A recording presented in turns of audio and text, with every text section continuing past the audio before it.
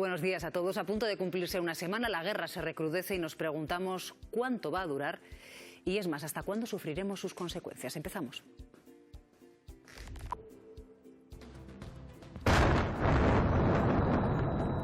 Israel acaba de emprender una oleada de ataques a gran escala sobre Teherán y sobre Beirut. Quiere acabar con infraestructuras esenciales, dice. Trump acaba de pedir al régimen de los ayatolás una rendición total porque no cesará, dice, hasta que desaparezcan. Pero Irán responde que no tiene miedo y le reta a que se atrevan a entrar por tierra. La sorpresa de las últimas horas es esta. Escuchen a Giorgia Meloni. Non siamo in guerra e non vogliamo entrare in guerra. Italia no está en guerra ni quiere estar en la guerra. La interlocutora europea con Trump sorprende con este giro que se acerca más a la postura del gobierno español. De hecho, las bases italianas nunca se usarán para bombardear Irán, solo para cuestiones logísticas.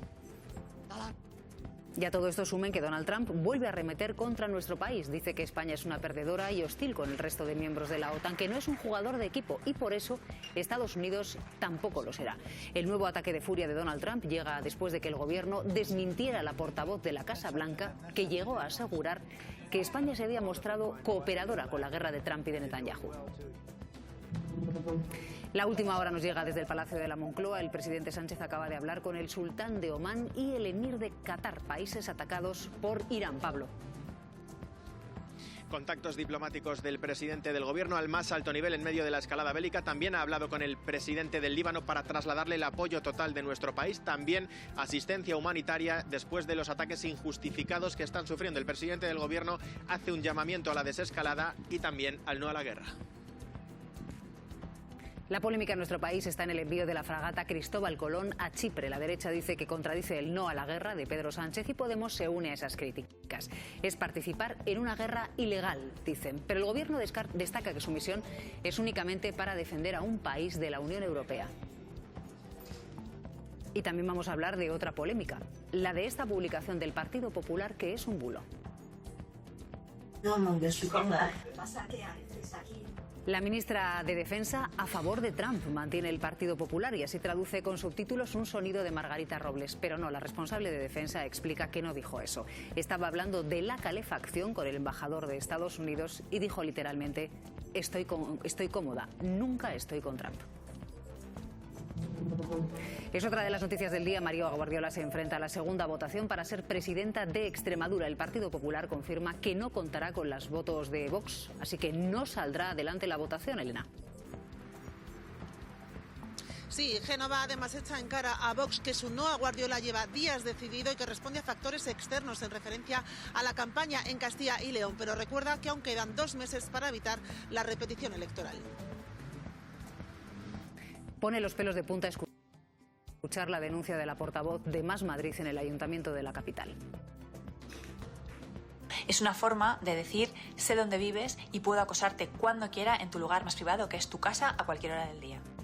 Rita Maestre denuncia acoso. Han filtrado en redes su dirección en anuncios que ofrecen sexo y varios hombres llevan llamando a la puerta de su casa durante 10 meses. A 2 días del 8M vamos a hablar con la ministra de Igualdad sobre este y otros casos de acoso a mujeres. Es también la sensación de impunidad. Y está avanzando la investigación por la muerte de 6 personas al caer una pasarela en unos acantilados en Santander. Un vecino llamó el día antes al 112 y Emergencias alertó a la policía local, pero la pasarela nunca se precintó. Es la noticia de esta hora. Israel anuncia que activa la fase 2 de la guerra y lanza una oleada de bombardeos a gran escala contra Teherán y contra Beirut, donde también se está recrudeciendo la ofensiva terrestre. Vamos a conectar en directo con Víctor García Guerrero, corresponsal de Televisión Española en Jerusalén. Víctor, buenos días. ¿Cuál es la noticia en estos momentos allí en Oriente Medio? Buenos días, Silvia. Efectivamente, Israel y Estados Unidos han decidido pasar a una nueva fase de bombardeos. Dicen que van a aumentarlos de forma drástica y se van a dirigir contra infraestructuras esenciales. Hasta ahora los ataques han sido brutales en Teherán, en todo el país. Se han dirigido contra objetivos militares, pero también civiles. En las últimas horas, según la agencia iraní, han alcanzado 2 escuelas. Apenas unos días después de que un bombardeo israelí matara a más de 150 niñas en un colegio al sur de Teherán. Israel también ha atacado con mucha dureza Beirut. Esta noche noche, especialmente los barrios del sur de la ciudad, donde es muy fuerte el movimiento chií de Hezbollah. Hasta el momento se desconoce el número de muertos. E Irán continúa atacando tanto a 13 países de la región en todos estos días y también Israel. Sus misiles han alcanzado Tel Aviv, especialmente cerca del aeropuerto internacional de Ben Gurion. Israel pasa a una nueva etapa en la guerra contra Irán. El jefe del ejército de Israel anuncia sorpresas adicionales sin detallar exactamente a qué se refiere.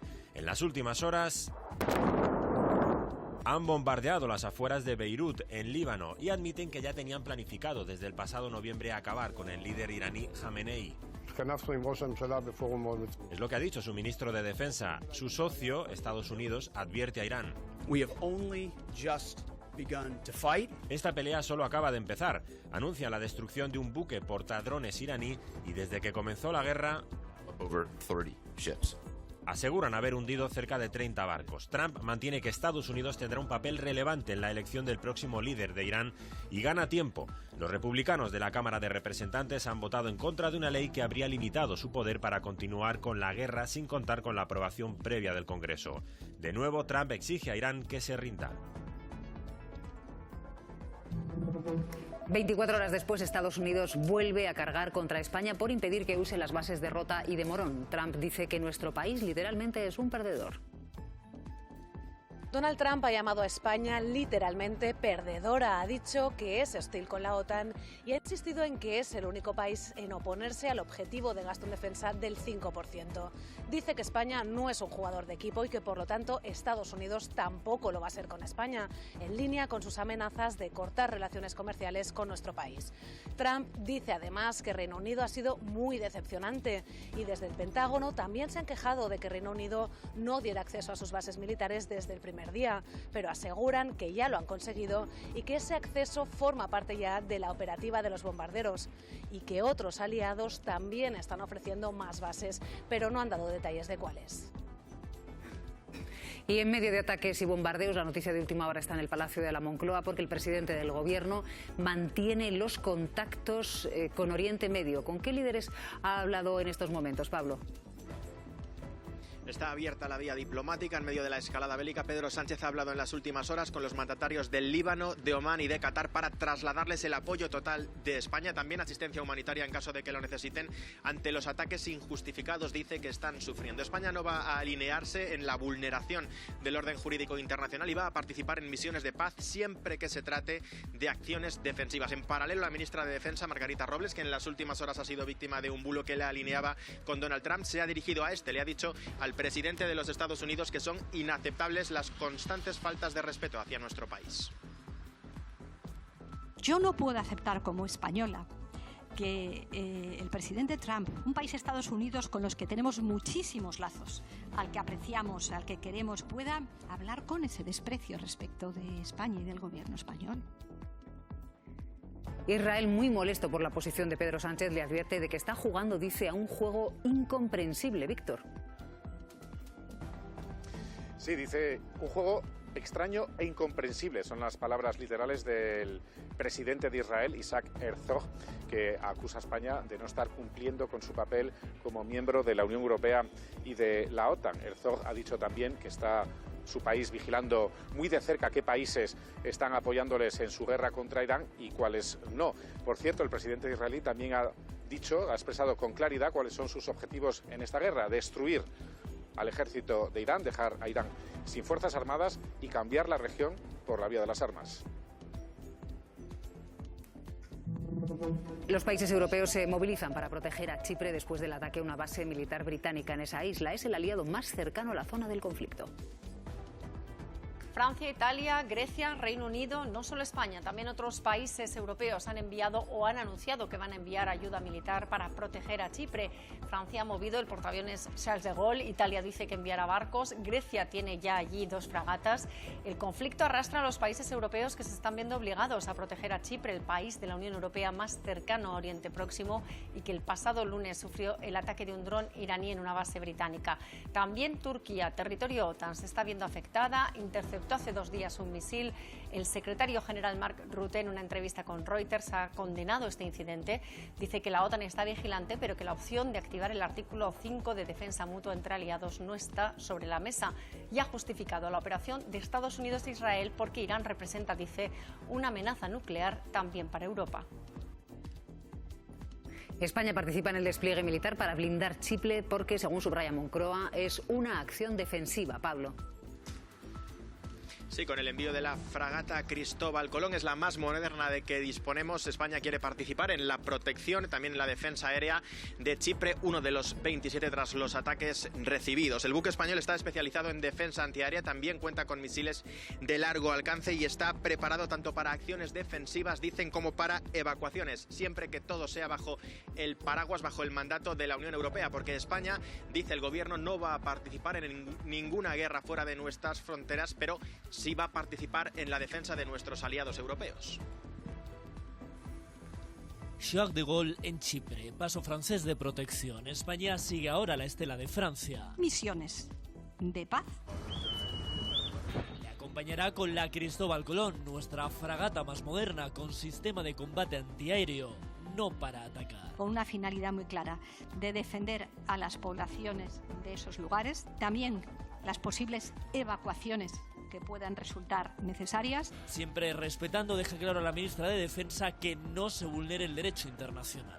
Cuando hay un respeto al ordenamiento jurídico internacional, se puede intervenir, incluso para poder terminar con un régimen donde no se respetan los derechos humanos. El envío de la fragata une a derecha y a parte de la izquierda, les une en la crítica. Creen que no a la guerra. Ese no a la guerra de Sánchez no casa con enviar una fragata. Dicen no a la guerra al mismo tiempo que manda una fragata de guerra. El señor Sánchez es un puñetero mentiroso. Es participar de esa guerra, de una guerra ilegal. Algo que niegan en el gobierno y contestan a Trump. España es un mal aliado. Perdón, España tiene miles de militares españoles que están cumpliendo sus misiones con riesgo a su vida. Y que seguirá cumpliendo, insiste el gobierno, sus compromisos con la alianza. Ante la guerra de Irán, el rey pide contención en el uso de la fuerza. No puede sorprender que también nos unamos a los llamamientos por la contención en el uso de la fuerza, el respeto máximo por la vida y la seguridad de la población civil y la búsqueda de salidas diplomáticas, y también por la garantía de las libertades y los derechos humanos frente a la represión. En Europa, cada vez más líderes políticos rechazan el ataque a Irán. La propia Giorgia Meloni deja claro que Italia ni está en guerra ni quiere estarlo. Las posiciones europeas en el conflicto van tomando vuelo. La última en tomar una postura clara, Italia. Ni está en guerra ni quiere estar en ella. Son palabras de la propia Meloni, siempre cercana a Trump y uno de sus principales aliados en Europa. Ha dado un giro hacia una posición más parecida a la española. Las bases se podrán usar solo para labores logísticas, no para bombardeos. Y en el caso de que Estados Unidos quiera hacer uso de ellas para atacar, tendrá que pasar antes por el Parlamento italiano. Stammer se ratifica en su decisión, dejará usar sus bases a Estados Unidos únicamente para acciones defensivas. Nuestra relación especial está en marcha ahora mismo. Trabajamos juntos para protegernos. Con posición firme Londres, pero enviará 4 aviones de combate más a Qatar. Y helicópteros antidrones a Chipre. No parece ser suficiente para Trump, que ha vuelto a insistir en que fue muy decepcionante que el Reino Unido y su primer ministro actuaran así. Francia, por su parte, ha propuesto un plan para acabar con los enfrentamientos entre Hezbollah e Israel. Aumentan las críticas a Feijóo por el bulo que ha lanzado sobre la ministra de Defensa. El Partido Popular aseguró que Margarita Robles le dijo al embajador de Estados Unidos «estoy con Trump», cuando lo que realmente le trasladó es «estoy cómoda». ¿Quieren tomar algo? Aquí comienza todo. ¿Sabe qué voy a hacer? ¿Voy a apagar la calefacción? No, ya estoy cómoda. ¿Qué pasa? Que a veces aquí... Una conversación... No, ya estoy cómoda. Donde se escucha a Robles decir estoy cómoda. Sin embargo, en este vídeo difundido por el PP... No, ya estoy cómoda. ¿Qué pasa? Que a veces aquí... Dan por hecho que la ministra dice estoy con Trump. No, ya estoy cómoda. Y rápidamente entra en juego Miguel Tellado. Que le pregunten a la ministra de Defensa, a la señora Margarita Robles, cómo en esa reunión con el embajador de Estados Unidos le decía que yo estoy con yo estoy con Trump. Lo que pasa es que en España la gente ¿qué, Margarita? La gente ¿qué? Dicen una cosa y hacen la contraria. Feijóo no se atreve a tanto, pero no se desmarca. Lo que ya es el colmo. Polemiza con Trump en público el mismo día que se acerca a su embajador en privado. Casi 24 horas más tarde, en las redes oficiales del PP sigue figurando este vídeo con los subtítulos erróneos. También en la de la vicesecretaria Cuca Gamarra, que insiste, asegura que el gobierno ha pasado del no a la guerra al yo estoy con Trump. Pero es más, algunos como Hernando, incluso después del desmentido, se ríe de las explicaciones y rescata el viejo lema de me gusta la fruta. Pero Robles lo deja claro. Se equivocan. Aquí no se trata de si este dijo, el otro dijo, se trata de hechos. Y desde el gobierno tildan de patética la actitud de Feijóo. Parece lamentable, patético que el señor Feijóo, que venía para hacer oposición para adultos, ahora ya no solamente se suba al orgullo de los demás, sino que cree los propios, como el que ha creado sobre la ministra de Defensa. ¿Sabe qué voy a hacer? Solo unos segundos de vídeo convertidos en horas de polémica.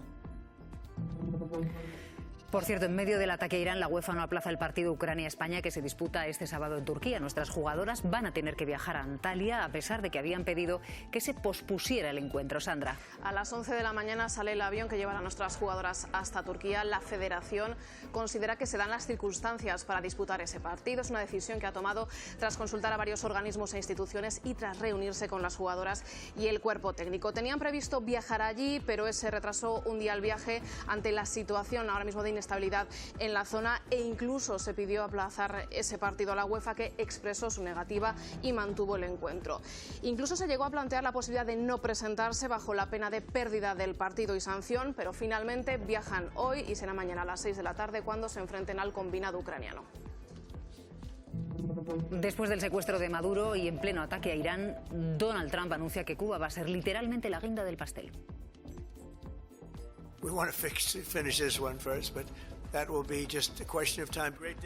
Trump anuncia que caerá a la isla y que ya mantiene conversaciones con sus dirigentes. Cortado el petróleo y el dinero que La Habana recibía de Venezuela, subraya, Cuba necesita ayuda.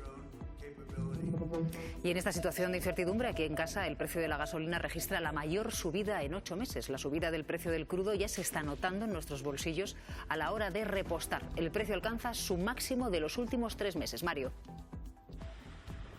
Sí, porque hace tan solo una semana el precio medio del diésel en España estaba en torno al €40, €45 el litro. La gasolina estaba rozando el €50. Pues bien, la imagen que tenemos ahora mismo en esta gasolinera de Valencia es el diésel rozando el €75 y la gasolina en el €66. Esto supone que el diésel ha sorpasado notablemente a la gasolina y que se han incrementado al menos y por encima, de hecho, de los 10 céntimos. Y si nos fijamos en el barril Brent, que es el índice de referencia, el que nos da una imagen más global de la situación, hace tan solo 6 días el precio del barril estaba en $70, mientras que ahora está en 85, un incremento que se nota en los mercados y, por supuesto, en nuestros bolsillos. La vicepresidenta Yolanda Díaz se ha reunido con la patronal y con los sindicatos para diseñar un escudo social que pueda contener los efectos de la guerra en Irán. Lanzan un mensaje de calma, seguirán de cerca el conflicto e irán tomando las medidas necesarias, como por ejemplo recuperar los ERTE. Estamos preparados para tomar las medidas que sean menester. Por eso quiero dar tranquilidad a las empresas españolas, a las grandes, a las pequeñas, las vamos a acompañar, a los autónomos. Sin alarmar en primera instancia, vamos a ver hasta dónde escala esto, pero en función de cómo evolucionen las cosas habrá que ir tomando medidas de forma consecutiva. Es la otra noticia de la noche. El Partido Popular confirma que María Guardiola tampoco tiene hoy los votos de Vox para ser investida presidenta de Extremadura. Elena. Sí, anoche Génova lo confirmaba, asegura que ya por la mañana Vox les trasladó su no cerrado a Guardiola, un no que creen ya lleva días decidido y que responde a factores externos para desgastarles en la campaña de Castilla y León. Hoy que hubiera bastado con una abstención, remarcan los populares que Vox va a votar junto a toda la izquierda en contra de María Guardiola, pero confían en que en el plazo que se abre ahora de 2 meses recapaciten los de Abascal para evitar que se produzcan unos nuevos comicios en Extremadura.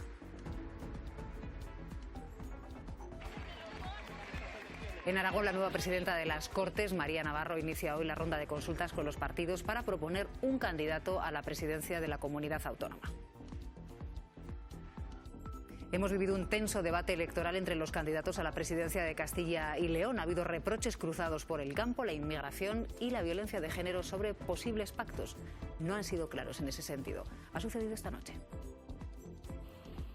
Visto lo de Extremadura, Vox no despeja dudas sobre si pactará gobierno con el PP en Castilla y León. Esperarán a las urnas. Y serán los castellanos y leoneses los que pongan las condiciones para esos posibles pactos. Lo que está claro es que nosotros queremos un cambio de políticas. Mañueco, que reprocha a Vox la salida de su gobierno, tiene claro que ahora les exigirá estabilidad.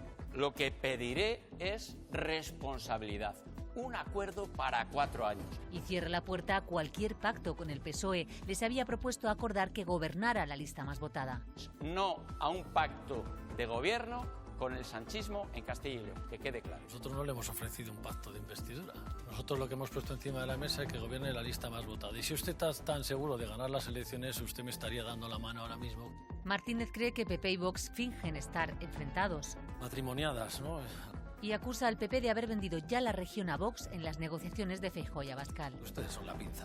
Realmente, ¿qué está haciendo? Sí, ustedes, ¿no? Son del gobierno, que ya está pactado desde Madrid y que ya están hablando sus dueños, ¿no? La pinza, dice Vox, la hace el bipartidismo con sus políticas pactadas. Este debate precisamente ha marcado el ecuador de la campaña electoral en Castilla y León.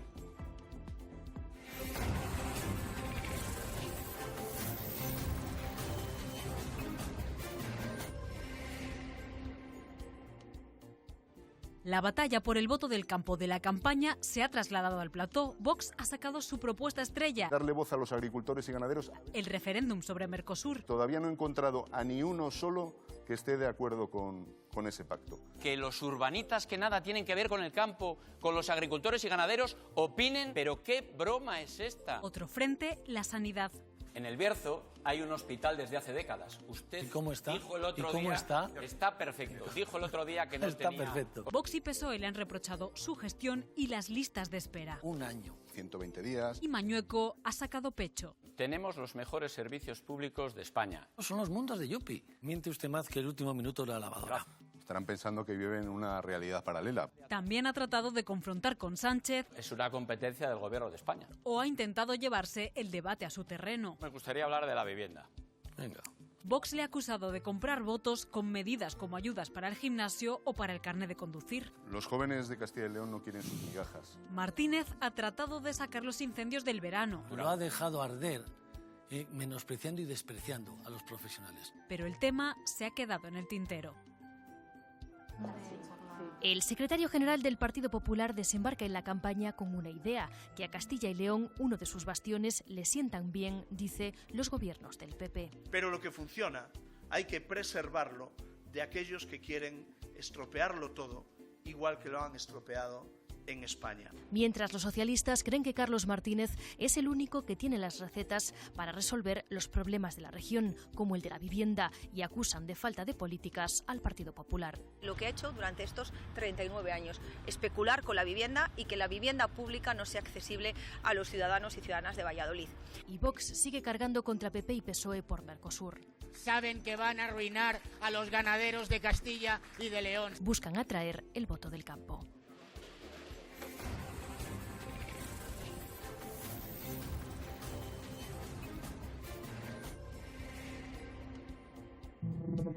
La jueza que investiga el accidente de tren en Adamuz ha pedido a Adif que se abstenga de hacer trabajos en las vías sin avisarle. Les exige que se lo notifiquen con 15 días de antelación, Sandra. La jueza ha tomado esta decisión después del intento de Adif esta semana de cambiar 36 metros de carril en el lugar del accidente. El lunes, el administrador ferroviario envió un email avisando que iban a realizar tareas de mantenimiento la noche del martes al miércoles y ante esto la jueza ha prohibido a Adif cualquier tipo de actividad sin avisar con 15 días de antelación, pero además le exige que pida autorización judicial.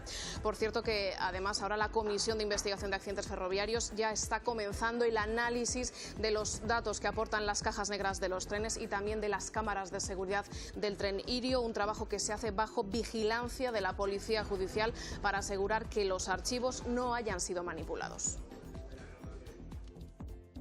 Rita Maestre, portavoz de Más Madrid en el Ayuntamiento de Madrid, rompe su silencio sobre el acoso que lleva sufriendo casi un año. Denuncia que han difundido su dirección en grupos sexuales de Internet y que hombres, en algunos casos borrachos, llevan 10 meses llamando de noche a la puerta de su casa.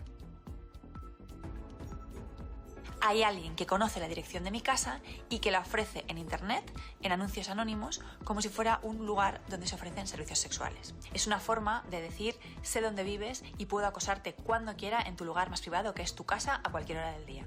Esto no me pasaría si yo no fuera mujer, si no fuera de izquierdas y si no fuera feminista.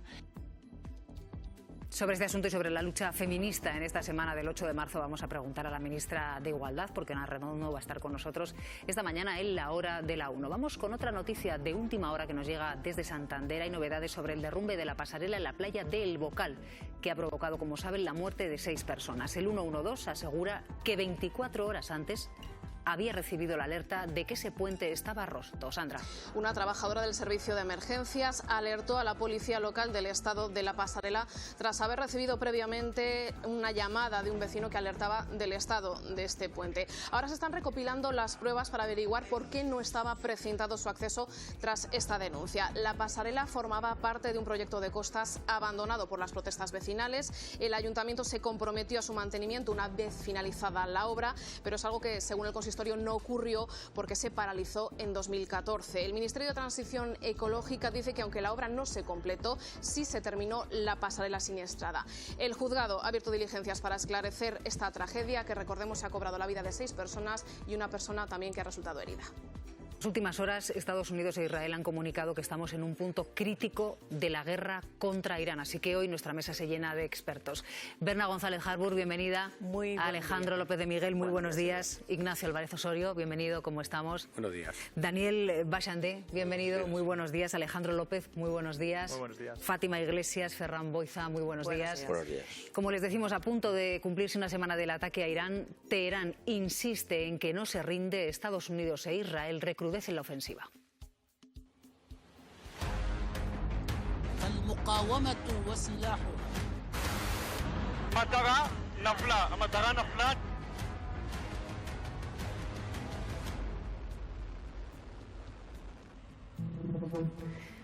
Es la noticia con la que nos hemos despertado hoy. Israel acaba de anunciar que escala a una segunda fase, que acaba de lanzar una oleada de ataques contra Irán mientras siguen y recrudecen los bombardeos y el avance de sus tropas sobre el terreno en Líbano. Última hora desde Jerusalén con Víctor García Guerrero. Muy buenos días, Víctor.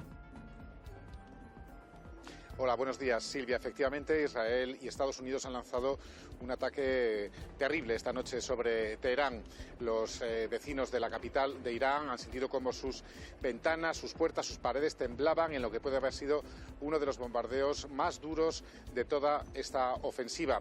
Las autoridades militares, tanto de Israel como de Estados Unidos, han anunciado esa nueva fase a la que te referías, un aumento drástico de las operaciones, ha dicho el secretario de la guerra de Estados Unidos. Se dirigen contra objetivos militares, pero contra objetivos también civiles, o los alcanzan, como 2 escuelas, después de que hace unos días Israel, en un bombardeo, matase a más de 150 niños en un colegio al sur de Teherán.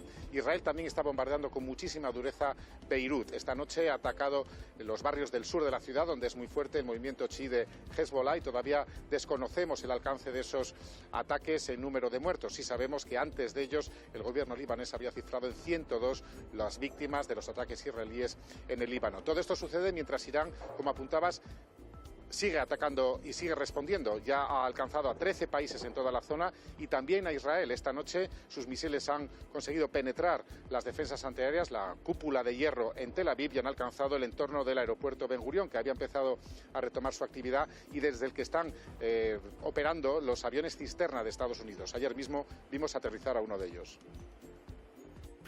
Es la nueva fase, una escalada más que acaban de lanzar Estados Unidos e Israel en las últimas horas durante la madrugada. Vamos a conectar con Teherán.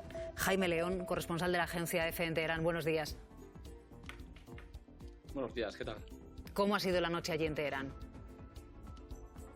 Durísimas. Han producido duros bombardeos desde las 5 de la mañana en el centro de la ciudad. En el horizonte se veían explosiones y columnas de humo subiendo.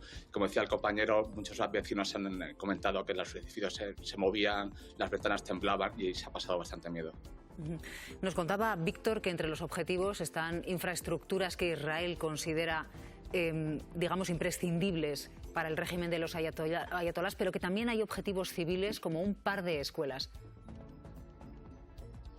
Efectivamente, han golpeado contra la asamblea de los expertos en CON, también contra el Palacio Presidencial, contra el edificio del Comité de Seguridad Supremo, pero también se han producido ataques o han resultado afectados 2 escuelas en la capital, muchos edificios civiles. De hecho, la Media Luna Roja está informando que al menos 3.000 viviendas han sido alcanzadas. Nosotros hemos hablado con algunos vecinos y se quejaban de que sus viviendas o negocios habían resultado destruidos por su cercanía a comisarías o edificios políticos. ¿Qué implica, Alejandro, esta nueva fase, esta subida en el peldaño a la segunda fase de la guerra? Bueno, por un lado vemos que Estados Unidos tiene prisa por conseguir algún tipo de objetivo que vender en casa, porque no puede permitirse una guerra de largo recorrido, y por otro lado Israel ya está siendo cristalino otra vez con sus objetivos. Han dicho que van a convertir Beirut en una nueva Gaza, es decir, que 4 o 5 de los barrios del sur de Beirut reciban una orden de evacuación enteros. Esto implica que desde luego están intentando aprovechar los pretextos, sean cual sean, porque un día dicen que es el asunto nuclear o los grupos proxies o el que sea, para intentar imponer su hegemonía en Oriente Medio. Entonces eso es lo que estamos viendo ahora, una escalada, porque no sé hasta qué punto están consiguiendo esos objetivos. ¿Qué noticias nos llegan desde Teherán, Daniel? ¿Y qué importancia tiene el hecho de que haya lanzado esta oleada de bombardeos no solo contra Teherán, la capital, sino también contra Qom, teniendo en cuenta el simbolismo que tiene esa ciudad? Bien, el objetivo sigue siendo la desmilitarización de Irán, y eso va en camino. Vemos como los ataques cada vez son más contundentes. Vemos como el objetivo de Donald Trump de vender esa desmilitarización está en camino para vender relato hacia los suyos, y ahora vemos claramente que la presión está en el régimen. Lo que está buscando Donald Trump, y sobre todo con los comunicados que hizo ayer, es volver a implementar la estrategia que más le caracteriza, ¿no? Esa negociación, llevar el terreno empresarial nuevamente a la política, porque claramente ese momento de incertidumbre sobre cómo iba a ir la guerra, estamos viendo cómo ahora mismo Israel controla el espacio aéreo, vemos cómo la Marina de Irán está desmilitarizándose, con lo cual el objetivo militar sigue ahí. Pero bien, ahora claro, si Donald Trump lo que fue diciendo, que él también quiere ser un partícipe en el próximo líder de Irán, viene a decir que él está buscando una interlocución dentro de Irán que esté propuesta a aceptar sus términos, algo que fue lo que él buscaba con el descabezamiento de Ali Khamenei. El gran problema aquí que yo veo es si Israel va a aceptar esa condición. Porque no olvidemos que a Israel no le interesa que esa interlocución entre Estados Unidos e Irán se dé. Porque obviamente lo que busca Israel es la desmilitarización, pero también la desestabilización de Irán. Y con un liderazgo concreto, con interlocución con Estados Unidos, eso no sería viable. Jaime, creo que ha sido antes de recibir el impacto de esa oleada de bombardeos contra Teherán, cuando Donald Trump ha dicho ríndanse y esto acabará. E Irán le ha respondido por boca de su ministro de Exteriores que ellos no se van a rendir. De hecho, ha animado a Estados Unidos a que les invadan por tierra porque decían que no tenían miedo. Así es, Irán mantiene el mismo discurso del principio de la guerra. Insisten que no se van a rendir y no van a doblar la rodilla. Como dices, Abbas Araghchi ha dicho en una entrevista con medios estadounidenses que están preparados para hacer frente a una invasión terrestre y les están esperando, pero consideran que si esto ocurriese sería un gran error para Washington y para Trump.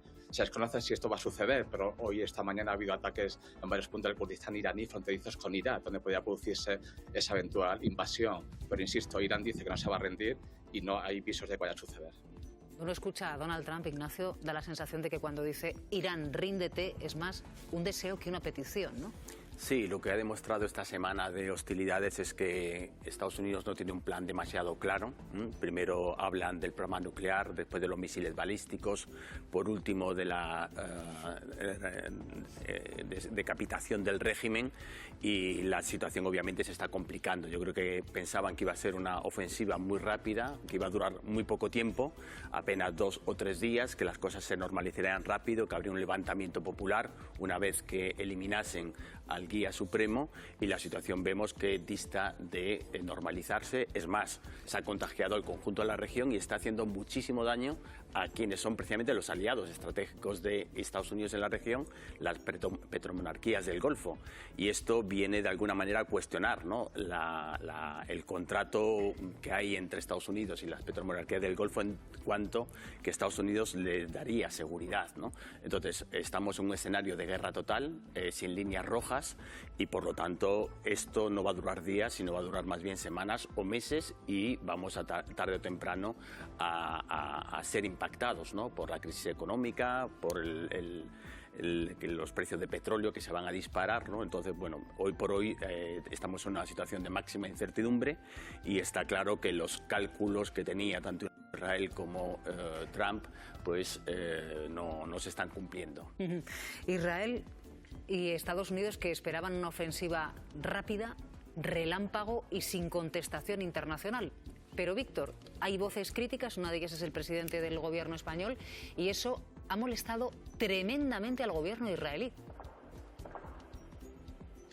Efectivamente, Silvia, y el último que lo ha expresado ha sido el presidente Isaac Herzog, que ha calificado la posición de España como de un juego extraño e incomprensible.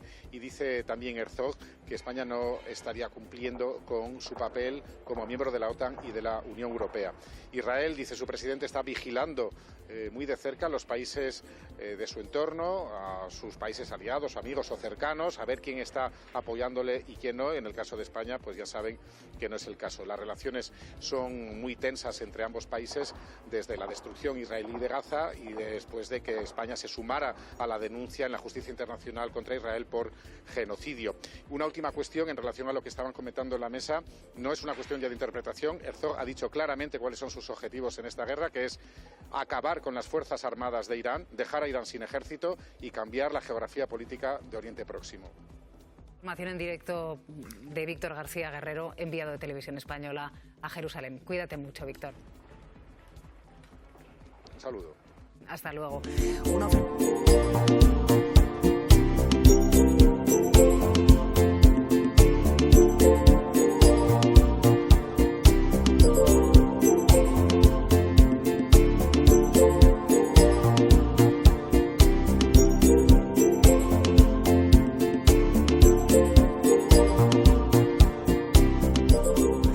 ofensiva rápida, una ofensiva sin contestación, que empieza a complicársele tanto a Estados Unidos como a Israel. En Irán, ¿qué sensación tienen de estas voces europeas, entre ellas la del presidente del gobierno español, Pedro Sánchez, que se está oponiendo frontalmente a esta guerra?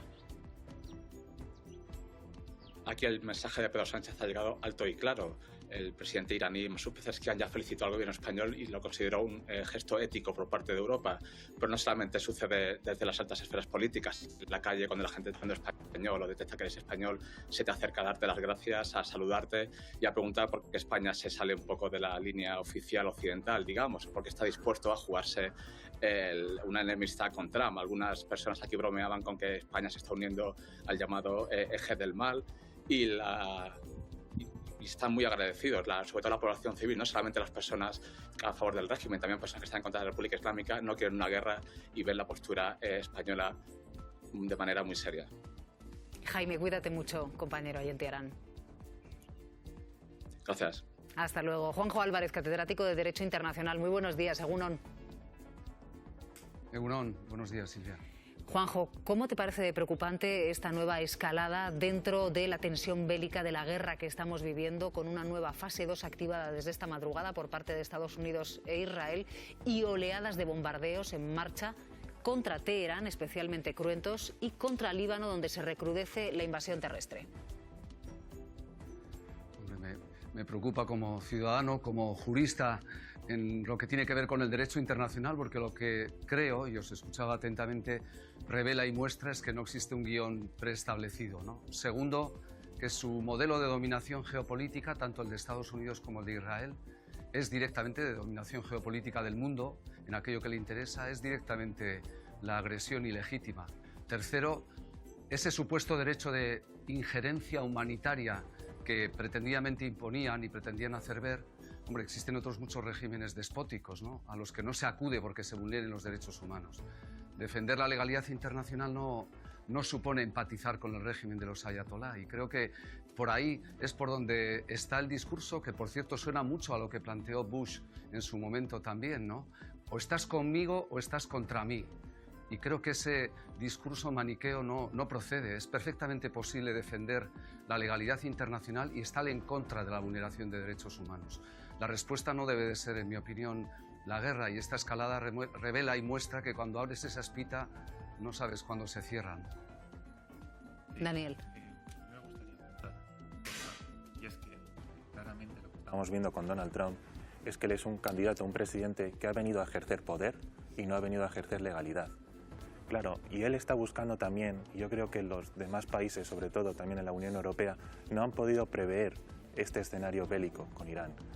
No han podido prever que estas negociaciones se iban a estancar, porque claramente aquí lo que se estaba jugando la República Islámica era su propia supervivencia. Ni Israel ni tampoco Estados Unidos tenían en cuenta los propios intereses de seguridad.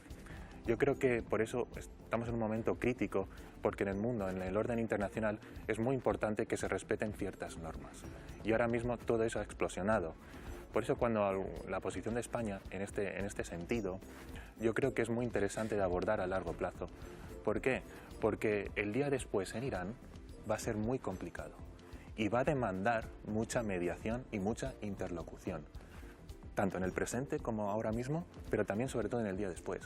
No olvidemos que en Irán hay más de 90 millones de población y esa gente no va a poder permanecer aislada, va a necesitar una interlocución, con lo cual si la situación, como estamos viendo, empieza a ser crítica, empieza a ser muy grave, puede haber riesgo de desestabilización.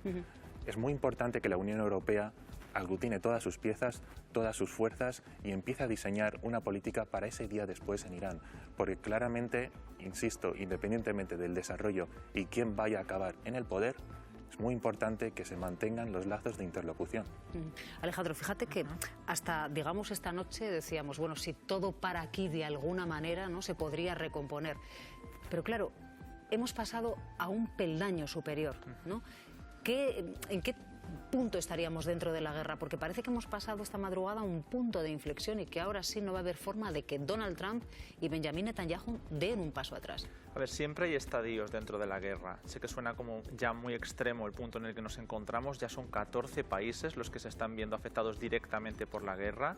Y bueno, luego hay interpretaciones de hasta dónde pueden estar involucrados otros. Pero es que a veces hay que entender que los intereses de Estados Unidos y de Israel no van de la mano. Israel quería la guerra como fin en sí mismo. Y por eso ha torpedeado las negociaciones durante años. Es decir, Estados Unidos, el año pasado, en 2025, estaba sentado a la mesa con Irán. Fue Israel el que decidió en qué momento y en qué forma iba a estallar este conflicto. Estados Unidos intervino porque lo apuesta todo por Israel, es su punta de lanza de influencia en Oriente Medio, pero él no quería entrar en una guerra que no tenía, como hemos visto efectivamente, una solución sencilla, rápida, quirúrgica, como le habría gustado a Donald Trump. Este año, según están diciendo, para que no se vean arrastrados por Israel, no sabemos cuál es la verdad, pero el caso es que ha decidido liderar y participar completamente en ese conflicto. Entonces los intereses no van de la mano, y si el objetivo era la guerra en sí misma, entonces claro que este estadio nos lleva a un punto que quizás sea de no retorno. ¿Y si entran los países árabes en la guerra? ¿Y si se meten los europeos? Algunos de ellos ya están diciendo que van a atacar Irán. Es que esto todavía puede descontrolarse más. Claro, el problema, da la sensación, como apuntabas tú, Ignacio, es que se juega en un punto muy delicado que son los países árabes del Golfo. Es decir, si los países árabes del Golfo ven que Estados Unidos les está perjudicando a ellos directamente con este ataque, quizás podrían dar el paso de decir para o al menos no uses mis bases. Bueno, yo creo que es el mensaje que han transmitido ya, ¿no? Es decir, que ellos no quieren verse entre dos fuegos, y lo que sí que es cierto es que hoy por hoy ya están pagando un precio muy elevado a esta guerra. ¿Por qué? Pues porque no olvidemos que estos países del Golfo estaban apostando por diversificar sus economías, no depender única y exclusivamente de los hidrocarburos, sino también convertirse en un nodo de comunicación entre Asia y Europa, también convertirse en un nodo logístico a nivel internacional, atraer turismo, y toda esta estrategia se ha venido abajo de la noche a la mañana, ¿no? Porque lo que vemos es a decenas de miles de turistas intentando salir de estos países y no sabemos cuándo volverán, porque ya no lo van a considerar un destino seguro, ¿no? Por lo tanto, los principales interesados en poner fin inmediatamente a esta guerra precisamente son las petromonarquías del Golfo, no por el daño que les pueda hacer, ¿no?, el cierre del estrecho de Hormuz, que es muy importante porque va a impedir la salida tanto de gas como de petróleo, sino también porque dejan de ser percibidos como un destino seguro y por lo tanto, bueno, esto le va a hacer un daño muy importante a sus economías. Por mucho que pare aquí la guerra, Juanjo, lo cierto es que Estados Unidos e Israel ya han matado a más de 1000 personas y Naciones Unidas está exigiendo que se investigue como un crimen de guerra la masacre en la escuela de Minab, donde han fallecido más de 150 niñas. Sí, sin duda creo que lo comentábamos hace unos días. En este momento la única capacidad de retorsión que tiene desgraciadamente el orden internacional es evaluar en qué medida se está incumpliendo, además de esa legalidad internacional en sí misma, convenciones de Ginebra, hasta el punto de poder generar un supuesto existencia de este crimen, ¿no?, de guerra. De existir, sería el Tribunal Internacional de Justicia de La Haya el competente. Lo que debe de existir es una demanda formalmente ante el tribunal para que se inicie esa instrucción. Realmente ese modo de retorsión no va a permitir parar la guerra, pero al menos permitiría entender que en las reglas de juego hay unos límites que no debieran de saltarse, ¿no? Esa es una de las vías posibles que cabría. La segunda, es evidente que solo a través de una resolución del Consejo de Seguridad cabría un planteamiento de desmilitarización o de sustitución de lo que está siendo este ataque unilateral por parte de Estados Unidos y de Irán. Pero eso es imposible. Estados Unidos va a vetar cualquier tipo de resolución que diera pie a esa posibilidad. Bueno, pues en este contexto, Donald Trump vuelve a cargar contra España y mantiene sus amenazas. Ángela.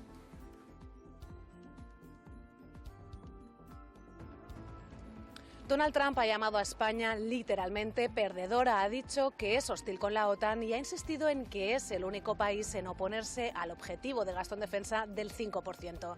Dice que España no es un jugador de equipo y que Estados Unidos tampoco lo va a ser con España, en línea con sus amenazas de cortar relaciones comerciales con nuestro país. Trump dice además que Reino Unido ha sido muy decepcionante y reprocha al primer ministro Starmer que no esté apoyando la operación contra Irán sin cuestionarlo.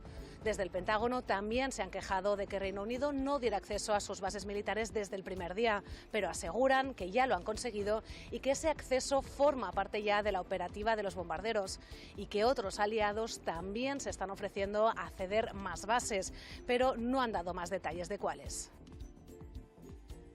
Para el Gobierno es inaceptable el tono con el que Donald Trump se está dirigiendo a nuestro país. Pablo.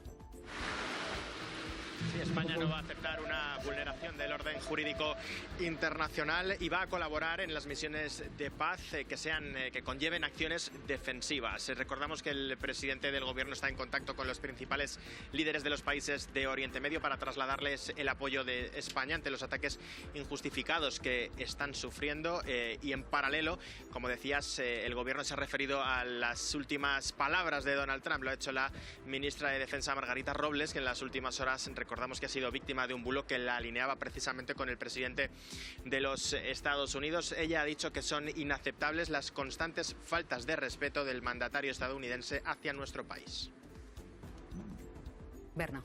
Bueno, aquí Pedro Sánchez ha sido muy audaz, se está jugando cosas porque indudablemente esto puede tener consecuencias para la economía, para las alineaciones internacionales, pero sin duda está elevando una voz que sirve a la propia oposición a Trump en Estados Unidos. Ya ha tenido reacciones muy positivas por parte del gobernador de California, por ejemplo, demócrata. Recordemos a Susan Sarandon como algo simbólico, aunque no tenga peso internacional, y está expresando pensando lo que todos los europeos estamos pensando. Hoy mismo una encuesta en El País de 40DB refleja cómo la gran mayoría de los españoles está en contra de esta guerra y a favor de negar el uso de esas bases, ¿no? Y también a favor de enviar esa fragata que sirva para defender Chipre, que es un país europeo. Ahí podemos estar viendo el germen de una unión defensiva europea que es muy interesante. No olvidemos que Estados Unidos está arrastrándonos sin haber tejido alianzas previamente, como pasó en la guerra de Irak de 2003. Es decir, ahí hubo un esfuerzo por tejer alianzas que fue encomiable, fue ejemplar en el sentido de respetar la legalidad internacional. Se intentó el Consejo de Seguridad de la ONU, el Congreso. Aquí Trump no ha convocado ni a su Junta de la Paz, permitidme esta ironía, porque nadie la espera, desde luego, pero quiero decir que nos arrastra a todos a una decisión en la que, como habéis destacado, ya hay diferencias entre el propio Israel y Estados Unidos, y luego nos humilla, nos intenta humillar por no apoyar y cerrar filas en un seguidismo ciego sin ningún tipo de negociación. Es un procedimiento absolutamente inaceptable y Pedro Sánchez ha sabido decirlo. Sí, yo creo que ha visto una ventana de oportunidad en el interior de España y también a nivel internacional, ¿no? Porque el Financial Times ayer lo definía como la némesis de Trump en Europa, ¿no? Evidentemente él ha visto una ventana de oportunidad interna para aglutinar y movilizar a la izquierda, que está absolutamente desmovilizada en España, y también a nivel internacional, porque es verdad que no hay un contrapeso a Trump desde la izquierda o desde la socialdemocracia clásica en el conjunto del mundo. Por tanto, ahí el presidente yo creo que ha visto una oportunidad y se ha lanzado a ello a nivel internacional y a nivel nacional. Pero también hay que pedirle, porque nos criticábamos que Trump ha tomado todas estas decisiones sin pasar por el Congreso de los Estados Unidos, ¿no? Que hasta ayer no se pronunció, que hasta anoche no se pronunció, pero tampoco en España se ha pronunciado el Congreso, no se ha reunido con el líder de la oposición. Yo creo que la escalada es tan importante. Ayer hemos enviado una fragata a una zona de guerra para proteger a Chipre, porque Chipre lo ha pedido. Seguramente la mayoría de los españoles van a estar a favor de que se proteja al país que en estos momentos preside la Unión Europea. Pero quizás sería necesario también pasar por el Congreso o como mínimo consultar al líder de la oposición. Mariano Rajoy, Rodríguez Zapatero pidieron hasta 26 veces al Congreso de los Diputados permiso para hacer operaciones en el exterior. Yo creo que en este caso el presidente Sánchez debería también ir al Congreso. Ha anunciado que lo hará, no sabemos cuándo, pero debería ir al Congreso, explicar sus razones y buscar el respaldo del lugar donde está la soberanía nacional. Yo creo que eso sería como mínimo lo que deberíamos esperar del gobierno y no una acción unilateral. Cada vez son más los países europeos y de la OTAN que se están movilizando para proteger a Chipre después del ataque militar a una base británica en la isla. Refuerzan así la seguridad de su aliado, el aliado de hecho más cercano a la zona donde se está desatando este conflicto. Sandra. Sí, Reino Unido, al ser el objetivo principal de este ataque, ha reforzado su presencia con el envío de un destructor de la Marina. Grecia rápidamente ha enviado 4 F-16 y 2 fragatas. Francia también ha desplegado una fragata y moviliza a su portaaviones Charles de Gaulle. Italia y Países Bajos han anunciado apoyo naval y también sistemas de defensa, y nuestro país, España, envía la fragata Cristóbal Colón. Preocupa la situación en Chipre, pero también la situación de Turquía, territorio OTAN. La Alianza Atlántica está vigilante, han elevado el nivel de alerta, pero dicen que la opción de intervenir no está sobre la mesa. Su secretario general, Mark Rutte, ha justificado la operación de Estados Unidos e Israel sobre Irán porque dicen representa una amenaza nuclear también para Europa. Es la imagen de un conflicto que escala a gran velocidad.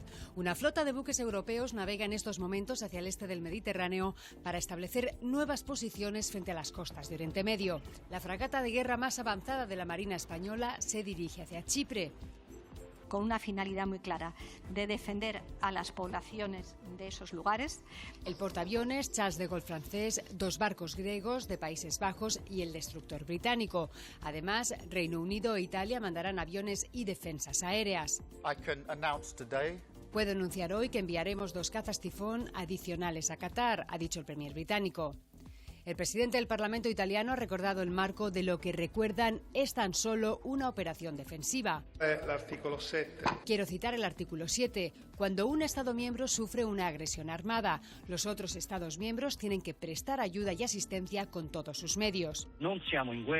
Pero no estamos en guerra y no queremos entrar en guerra, ha repetido Meloni.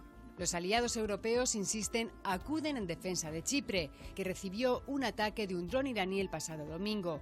Pero también se preparan para interceptar misiles y drones que entren en su territorio, realizar vuelos de vigilancia, garantizar las rutas comerciales o posibles evacuaciones masivas.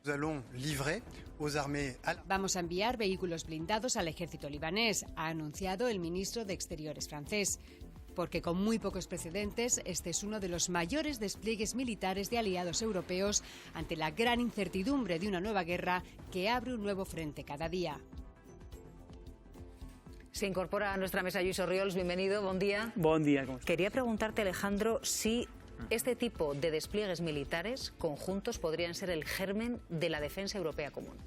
Bueno, es que esto ya se va realizando con normalidad dentro de la Unión Europea, ¿no? Quiero decir, la fragata Cristóbal Colón, que es de la clase Álvaro de Bazán, llevaba esas capacidades antibuque y antiaéreas eminentemente, de modo que, aunque ya estaban entrados dentro del grupo del portaaviones Charles de Gaulle en el Báltico, ahora al desplazarlos a Chipre entra dentro de la normalidad. Sencillamente no es un escenario bélico, ¿no? No estamos en una guerra en Chipre por el momento. Ha habido algunos incidentes, sobre todo en el entorno de las bases británicas, pero no estamos en una dinámica como la del Golfo Pérsico. Entonces esta imagen puede resultar un poco escandalosa, ¿no? Porque estás viendo un buque de guerra, pero realmente sí que casa con que sean capacidades defensivas, no para ofensivas. En ese caso sería mucho más interesante hablar del tema de las bases, que se ha hablado todo lo que ha hecho falta, pero realmente, como se ha dicho en la mesa, si hay una mayoría social en España que está en contra de que se utilicen capacidades en España para realizar actividades ofensivas, es que las bases militares, solo por estar donde están, muchas veces es difícil controlar que se puedan utilizar para la guerra, porque están para que Estados Unidos las pueda emplear para paso y logística.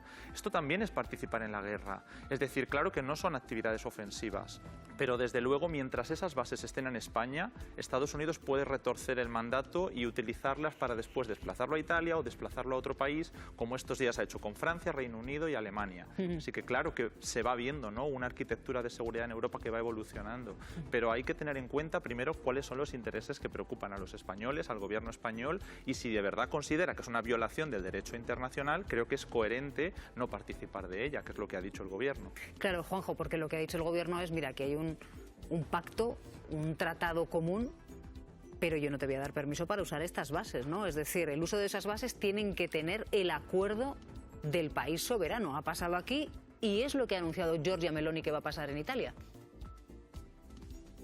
Es así. Yo creo que esto pone de manifiesto una tensión entre el derecho y la política, ¿no? Los tres vectores de las cuestiones que estamos comentando son tres tratados diferentes. Uno, el uso de las bases es un tratado bilateral entre Estados Unidos y España del 53 con la actualización del 88. Dos, el Tratado del Atlántico Norte, la OTAN, en ningún caso prevé que España esté incumpliendo alguna cuestión en esa materia. Primero, Malta no es parte de la OTAN. Dos, la OTAN ejerce acciones defensivas, no ofensivas, ¿no?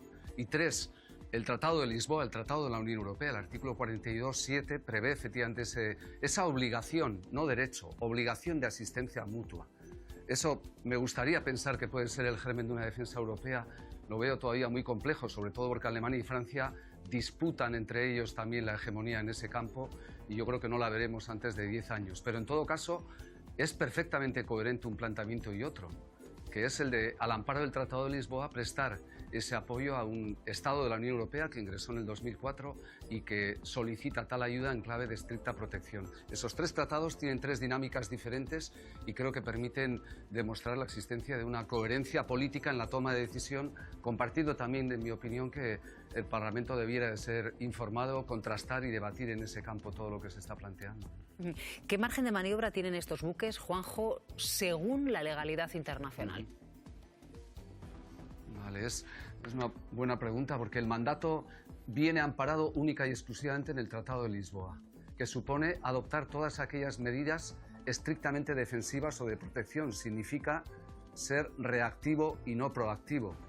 Ese es un elemento muy claro militarmente, ¿no?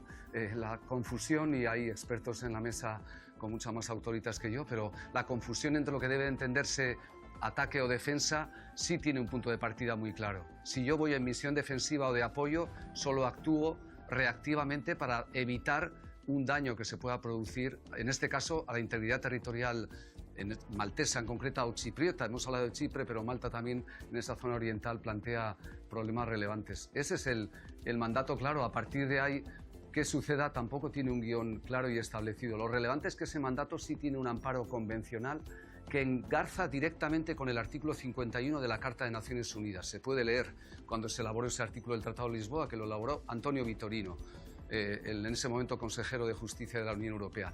Artículo 51 es legítima defensa, en este caso de protección de un país europeo. Y eso es perfectamente compatible con el concepto de neutralidad que también se defiende del planteamiento. Yo puedo perfectamente decir, no tomo partido, no apoyo la acción de Israel y de Estados Unidos, y en cambio ejerzo esta obligación guión derecho, según se mire desde Chipre o desde nosotros, en protección a un socio de la Unión Europea. Ignacio. Bueno, yo creo que es evidente que hay algunos actores muy interesados en arrastrar a la Unión Europea a un conflicto, y nosotros tenemos mucho más que perder que ganar, ¿no? En una guerra que nos hemos iniciado nosotros, que nos hemos visto involucrados y que vamos a pagar un elevado precio, pero la decisión del gobierno español, ¿no?, de impedir la utilización de las bases militares americanas en nuestro territorio, yo creo que es perfectamente coherente, ¿no?, con lo que ha sido la política exterior española de defensa del derecho internacional y de condenar las acciones unilaterales que van en su contra.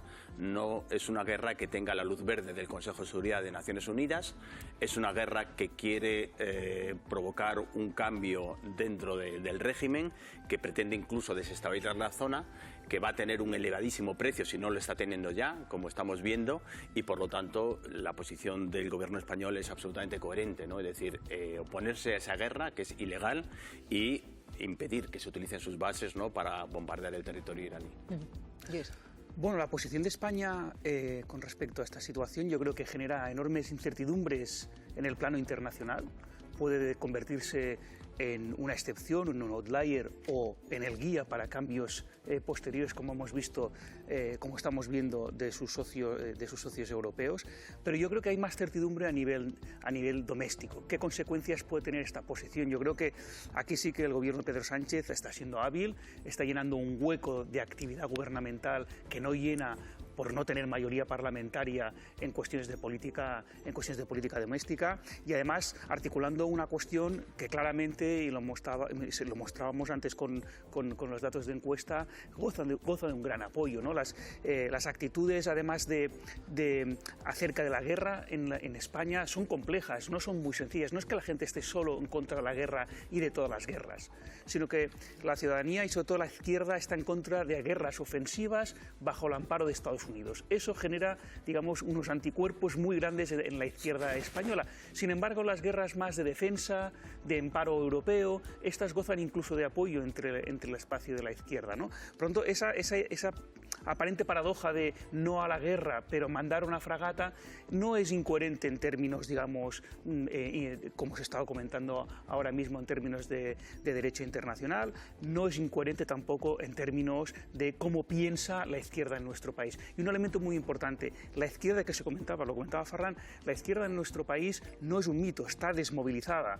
Solo hace falta ver ya las encuestas postelectorales del CIS en Extremadura, donde vemos que la abstención declarada entre los votantes de izquierda era más del doble, del centro-izquierda, el espacio, digamos, natural del Partido Socialista, era más del doble que el centro-derecha, el espacio natural del Partido Popular. Por lo tanto, ya tenemos evidencias, no solo es un run-run, una sensación que tenemos, ¿no?, sino que tenemos evidencias ya de los procesos electorales de una desmovilización de una izquierda que necesita material, necesita conexión entre actividad gubernamental y lo que esperan ellos, ¿no?, cosa que sí tuvieron en la anterior legislatura de forma muy exitosa, pero que estaban fracasando en esta. Claro, a la hora de lanzar una guerra y de mantenerla, Alejandro, la opinión pública es determinante.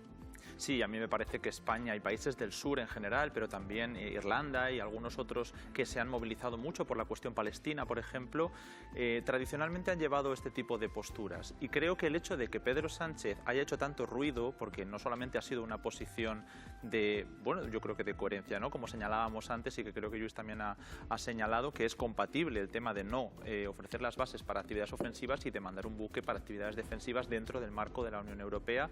Creo que eso casa bastante bien con lo que está intentando promover esa corriente en Europa y que creo que gracias a eso Italia ha intentado hacer un anuncio de una manera mucho más destacada de lo que cabría esperar por Giorgia Meloni, que tradicionalmente ha seguido líneas como la que ha llevado España de no involucrarse de manera muy marcada con Israel y con, en algunos casos, algunas de sus guerras en Oriente Medio, pero sí con Estados Unidos.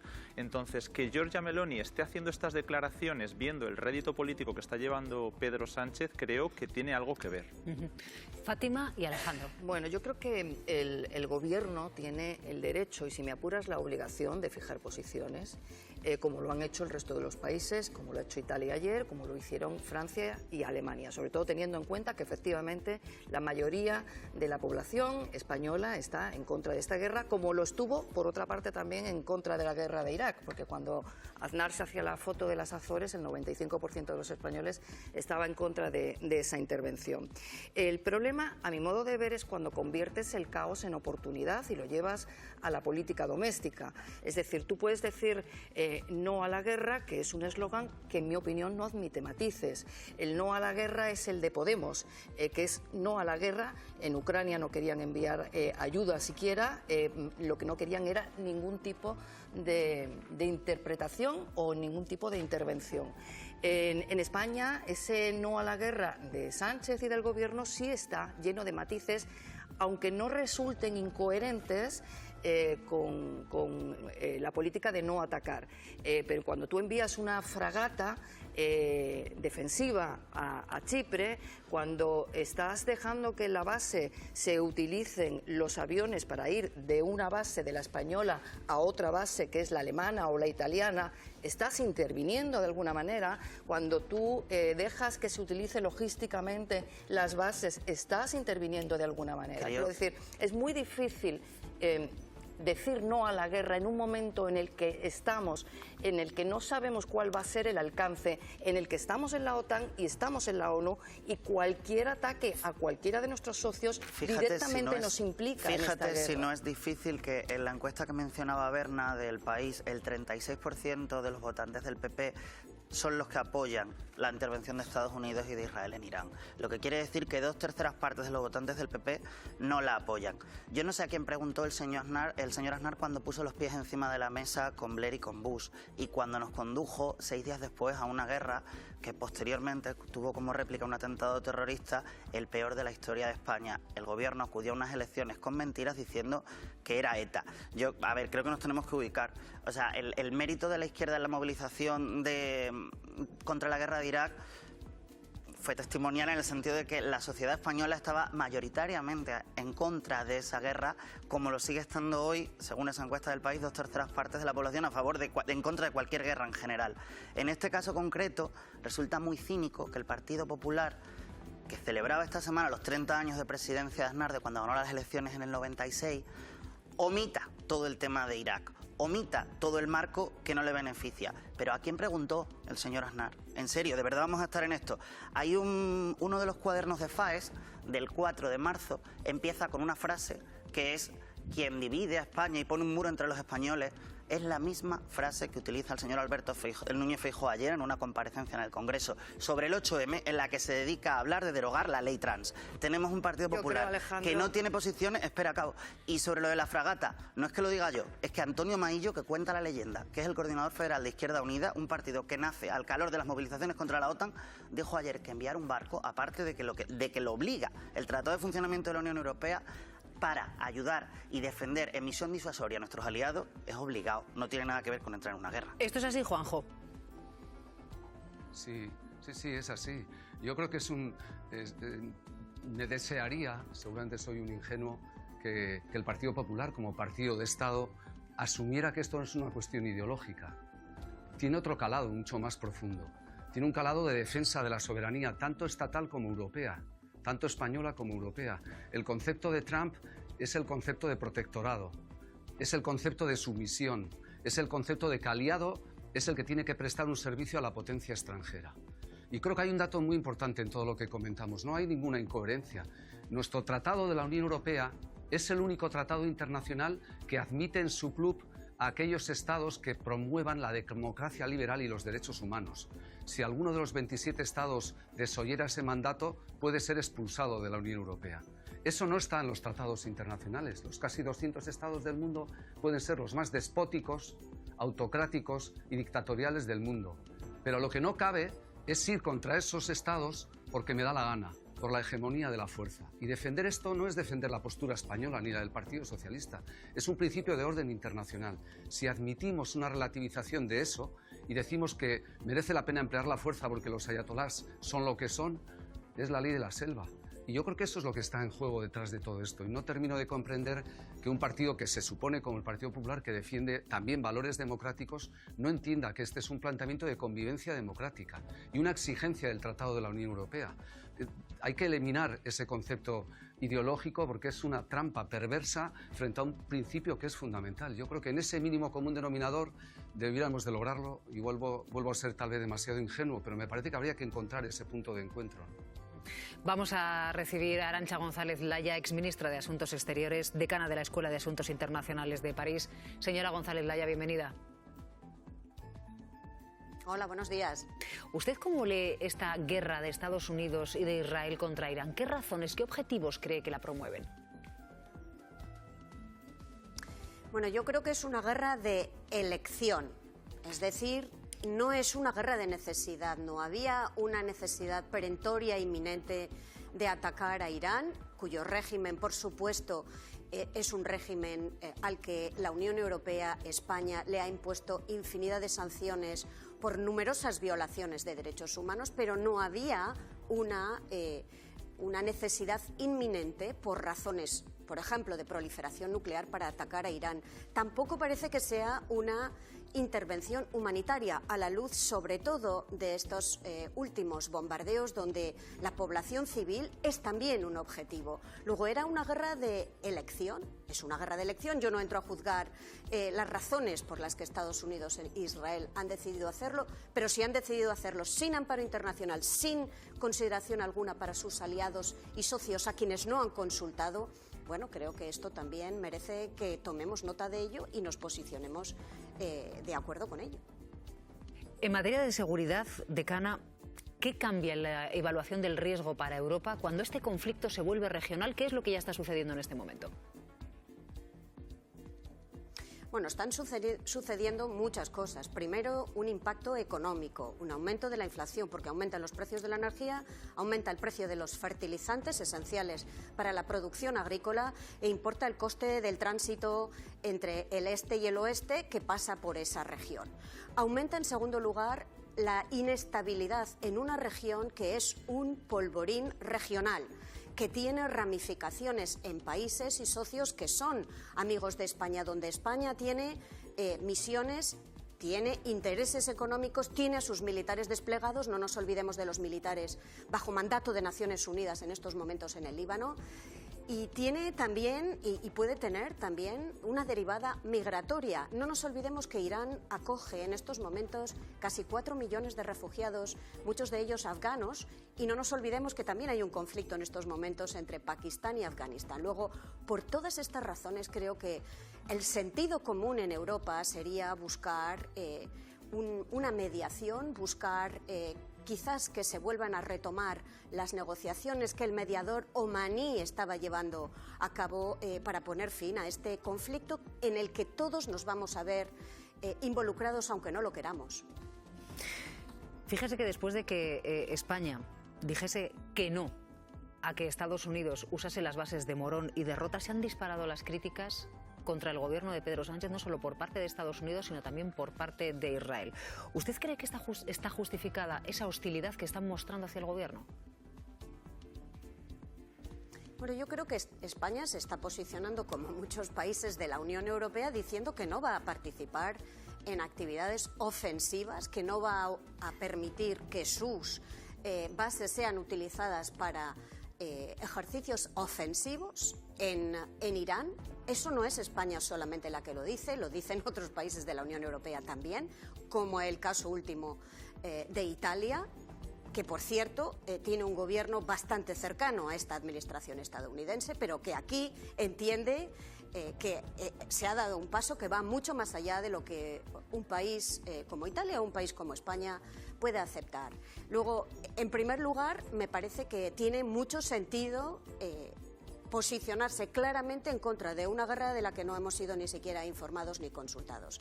Pero también tiene mucho sentido colocarse del lado de aquellos Estados miembros de la Unión Europea, como Chipre, que han pedido que les apoyemos en un momento en el que su espacio aéreo también está siendo vulnerado y donde sienten que hay una fragilidad. Luego, me parece que es perfectamente coherente con nuestra pertenencia en la Unión Europea. No olvidemos que también hay en la Unión Europea un artículo 42.7 en el tratado que dice que los países se deben ayudar mutuamente en caso de ataques contra uno de ellos. Me parece que es coherente con esa postura también acudir a acompañar a Estados miembros de la Unión Europea que se sienten hoy vulnerables, a pesar de que formalmente no hayan pedido que se utilice esta cláusula, pero nos da una idea de un compromiso que tenemos como país de la Unión Europea.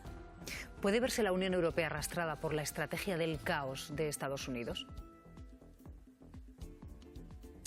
A mí, fíjese, me gustaría mucho más ver la Unión Europea de 2015, es decir, la Unión Europea que lideró los esfuerzos para llegar a un acuerdo con Irán y evitar que Irán tuviese acceso al arma nuclear. Se nos ha olvidado que hubo un momento en el que esta cuestión fue objeto de una negociación liderada por la Unión Europea, liderada por la alta representante de la Unión Europea, con 3 Estados miembros, Francia, Alemania y el Reino Unido, junto con Estados Unidos, era la administración de Obama, junto con Rusia, junto con China, para evitar que Irán tuviese acceso al arma nuclear. Y recordemos quién tiró a la papelera este acuerdo que contenía cláusulas de verificación internacional. Fue el presidente de los Estados Unidos, Donald Trump, en su primer mandato. Había y hay siempre otro camino, que es el camino de la diplomacia, que en un momento lideró la Unión Europea. Ese es el camino que a mí me gustaría ver por parte de la Unión Europea. Ese grito de no a la guerra que ha reactivado el presidente del Gobierno, ¿puede quedar contagiado a toda Europa o va a quedar circunscrito a nuestro país? No, insisto, yo creo que desde el primer momento hay muchas reticencias en los países de la Unión Europea a vernos de alguna manera impulsados a entrar de manera ofensiva en una guerra que no es la nuestra, pero no es la nuestra porque nadie nos ha hablado de esta guerra, nadie nos ha pedido la ayuda, nadie nos ha dicho cuál es el objetivo. Por ahora tampoco sabemos cuál es el objetivo va cambiando. Unas veces es acabar con el régimen iraní, otras veces es acabar con las armas nucleares, otras veces es un peligro inminente. Nosotros no hemos sido parte de esa decisión.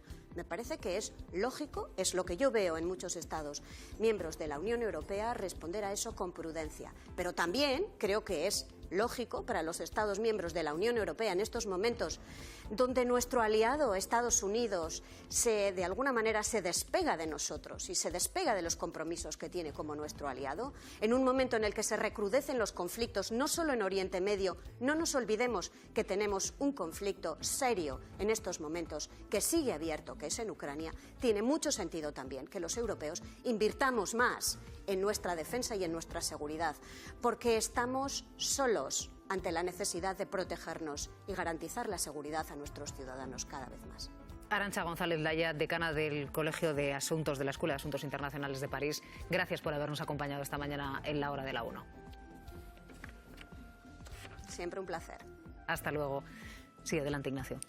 Bueno, yo creo que es importante recordar que las guerras sabemos cómo empiezan, pero no cómo acaban. Y hay paralelismos muy evidentes entre la situación de ahora en Irán con lo que ocurrió en el año 2003 en Irak. El precio fue absolutamente devastador, ¿no? Un país completamente destruido, un éxodo masivo de más de 5 millones de personas, más de 1 millón de muertos, ¿no? Como resultado de la ocupación, como resultado de la guerra sectaria, y nosotros también, los europeos, tuvimos que pagar un precio elevado, no lo olvidemos, es decir, hubo numerosos atentados yihadistas en prácticamente 4 o 5 países europeos, hubo también un éxodo masivo con la guerra de Siria, llegó más de 1 millón de refugiados, y entonces, en el caso de que apostemos por esa guerra, que no es legal, ya lo hemos dicho más de una vez, pues tendremos que asumir también las consecuencias que pueda tener y las derivadas, y esto obviamente va a provocar no solo la inestabilidad en Oriente Medio, sino también va a provocar, en el caso de que haya una guerra que se prolongue en el tiempo, movimientos migratorios muy significativos. Irán no es Irak. Irán es un país que casi tiene el cuádruple de habitantes, ¿no? Tiene casi 95 millones de habitantes y tiene 4 veces más la extensión geográfica. Es un país muy complicado en términos orográficos, luego tampoco es factible, ¿no? Una ocupación, ¿no? Con botas sobre el terreno, ¿no? Entonces, bueno, antes de embarcarnos, ¿no? En una aventura que no tenemos muy claro cómo va a acabar, veamos, ¿no? Las consecuencias que puede tener y sobre todo tengamos un poco de memoria histórica, porque esto está bastante reciente, aunque las nuevas generaciones a lo mejor no se acuerdan ya de lo que ocurrió en Irak. ¿Sería un error que Estados Unidos y que Israel decidiesen invadir por tierra a Irán? Bueno, yo creo que la carta que están jugando ahora mismo es la desestabilización, ¿no? Ahora crear un caos absoluto, incluso después de que esa carta de la que hablaban, ¿no? De un levantamiento popular, parece que no ha triunfado. Ahora lo que se está hablando es de armar a los grupos secesionistas, los baluchíes en el este, los kurdos en el oeste, para que ataquen, ¿no? A las fuerzas del régimen y que haya una guerra civil. Insisto, es una derivada peligrosísima, porque esto puede desestabilizar a Oriente Medio por completo y sobre todo los países vecinos pueden pagar un elevado precio. Turquía, que es el país, ¿no? La salida lógica de la población que quiera huir, ¿no? De la catástrofe de la guerra, pues se puede convertir en un polvorín. Ya asumió más de 3 millones de refugiados sirios y ahora podría asumir 5 o 10 millones de refugiados iraníes en el caso, ¿no? De que las hostilidades perduren en el tiempo. Bueno, vamos a regresar a nuestro país porque el Gobierno, como saben, ha enviado su fragata más moderna al Mediterráneo para participar en una acción, subrayan, defensiva. Pablo. Francisco Javier Herrero Arribas. Javi Momboro Polvorín. Carrión de los Condes. Web tienda online. Momboro Moda Capricho. momboromodacapricho.com. Artículos personalizados Momboro Polvorín. momboromodacapricho.com. Inicio Momboro Modas tienda novedades. Visita mi web. También catálogo en WhatsApp. +34 664 828 044. Atención personalizada a cada cliente. Sin sistemas ni robots. Teléfono y WhatsApp +34 688 776 781. Contacta conmigo sin ningún compromiso. Estaré encantado de atenderte. Muchas gracias. Francisco Javier Herrero Arribas. Javi Momboro Polvorín. Carrión de los Condes. Online store. Momboro Moda Capricho. momboromodacapricho.com. Personalized items Momboro Polvorín. momboromodacapricho.com. Home Momboro Modas shop new arrivals. Visit my website. Catalog also available on WhatsApp. +34 6648 28044. Personalized attention for each customer. No automated systems or robots. Phone and WhatsApp +34 688776781. Contact me with no obligation. I'd be happy to assist you. Thank you very much. Servicios. Diseño gráfico y multimedia. Creación y mantenimiento de páginas web. Diseño de moda exclusiva a capricho. Clases de informática presencial y online. Logotipos, folletos, carteles, vídeos, publicidad. Retoque y reparación de fotografías. Edición y montajes de vídeos personalizados, eventos, cumpleaños. Carteles y vídeos, asociaciones, redes sociales.